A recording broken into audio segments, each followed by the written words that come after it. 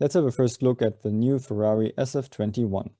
The car is significantly updated in a lot of areas, and there are some nice features to talk about. Let's start with the nose, which somehow reminded me of the 2014 Williams nose.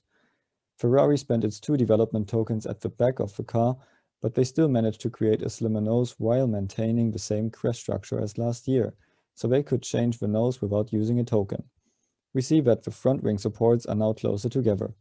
Also, they changed from a front bargeboard concept, which is this vertical element underneath the front axle, to a cape, which is this large horizontal board underneath the nose.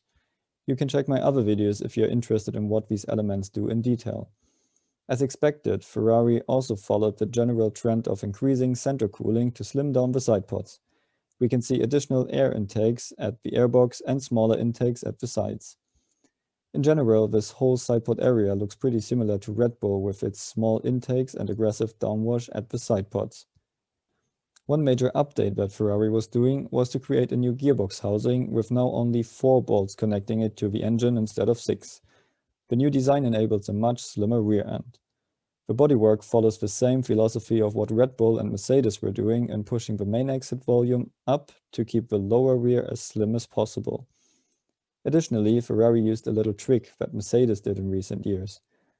There is a so-called R75 rule, which requires every YZ cut of the bodywork to have no curvature below 75 mm. This rule was introduced in 2009 to avoid crazy winglets on the bodywork. But there is a way around it at the back of the bodywork. Mercedes designed the rear of the bodywork to comply with the R75 rule, then made an extra large suspension cutout, and then put a suspension cover there to cover the hole. This suspension cover does not have to respect the R75 rule, and this is how you suddenly get sharper edges and strange shapes at the back. Ferrari now did the same thing, and although they pushed the outlet up, they still pulled the center section down like in previous years to get more energy to the back of the car.